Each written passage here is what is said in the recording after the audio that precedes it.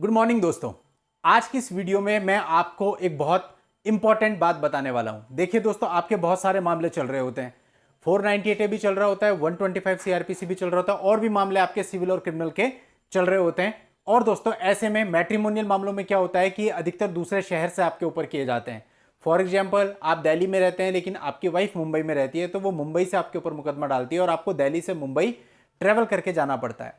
ऐसे में दोस्तों, सबसे बड़ी समस्या ये होती है कि हम मुंबई में किस वकील को हायर करें, क्योंकि मुंबई हमारे लिए नया शहर है और उस नए शहर में हम किसी को जानते नहीं है।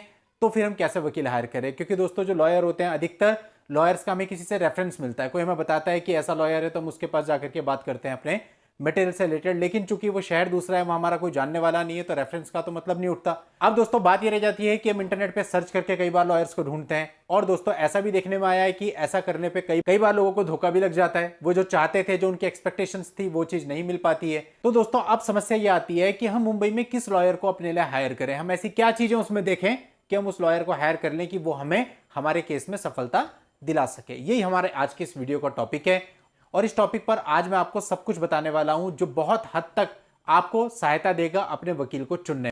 दोस्तों, आगे बढ़ने से पहले कहना चाहूंगा कि चैनल को सब्सक्राइब करके नोटिफिकेशन बेल पर जरूर क्लिक कर लें, क्योंकि इस चैनल पर निरंतर आपके लिए प्रैक्टिकल जानकारियां लाई जाती हैं। दोस्तों, अधिकतर लोग लॉयर को हायर करते हुए देखते हैं कि वो कितना सीनियर लॉयर है। तो दोस्तों, सबसे पहले तो आपको ये देखना है कि अगर आपका 498A का केस चल रहा है, 354 भी उसमें इन्वॉल्व है या और भी धाराएं हैं, तो ये सारी आईपीसी के सेक्शन है, यानी कि क्रिमिनल सेक्शन है।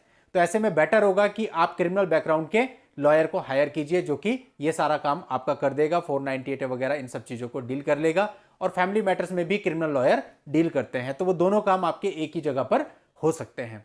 अब दोस्तों, ये तो बात आ गई कैटेगरी की। अब हम किसे चुने? तो दोस्तों, इस विषय में हम पहले एज फैक्टर पे बात कर लेते हैं कि आपका जो एडवोकेट है उसकी एज कितनी होनी चाहिए।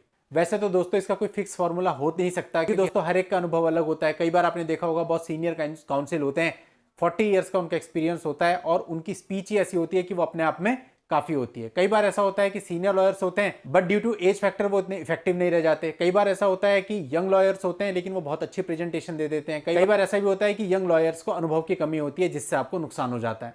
तो दोस्तों, अब इसमें कैसे बैलेंस बनाएं कि हम किस एज ग्रुप के वकील को हायर करें। अब तो दोस्तों, यहां मैं आपको बता दूं कि आपको वकील को हायर करते हुए दो चीजों का ध्यान में रखना है। पहला, वो एक्टिव हो, और दूसरा, वो एनर्जेटिक हो। यानी कि अगर आपका वकील एक्टिव और एनर्जेटिक है, और जो भी आपका मामला होता है उसमें हर एक पॉइंट पर लड़ने को तैयार है, लड़ेगा तभी जब एक्टिव होगा। तो दोस्तों, ये चीज आपको अपने वकील में जरूर ध्यान रखनी है कि वो एक्टिव और एनर्जेटिक है या नहीं है। एज फैक्टर की बात करें तो एक 35 ईयर प्लस का जो वकील होता है उसके पास अच्छा खासा अनुभव होता है, क्योंकि 24-25 ईयर्स में मैक्सिमम केसेज में एलएलबी कंप्लीट हो जाता है। तो ऐसे केस में अगर कोई वकील 35 प्लस एज का है, तो उसके पास 10 प्लस ईयर्स का एक्सपीरियंस होगा, जो कि अपने आप में काफी होता है।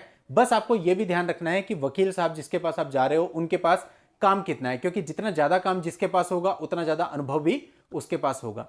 कई बार ऐसा भी होता है कि कोई वकील साहब हैं, उनके पास 100 केसेस चल रहे हैं, और लेकिन उनको आए हुए केवल अभी 5 साल ही हुए हैं।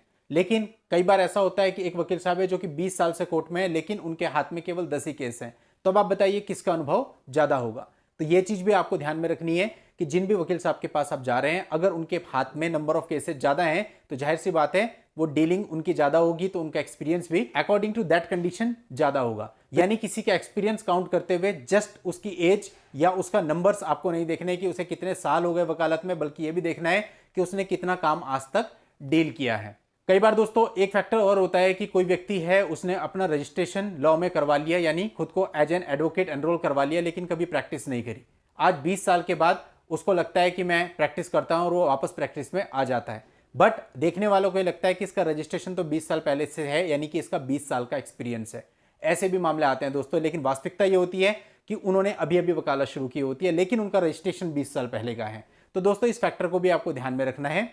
बाकी लॉयर्स के बारे में, आप जो आपका लोकल एरिया होता है, जैसे कि मुंबई से आप लॉयर हायर कर रहे हैं, वहां पर लोकल में भी आपको मालूम कर लेना चाहिए कि यहाँ पर अच्छा लॉयर कौन सा है। तो आपको बहुत सारी जगहों से रेफरेंस मिल जाएंगे।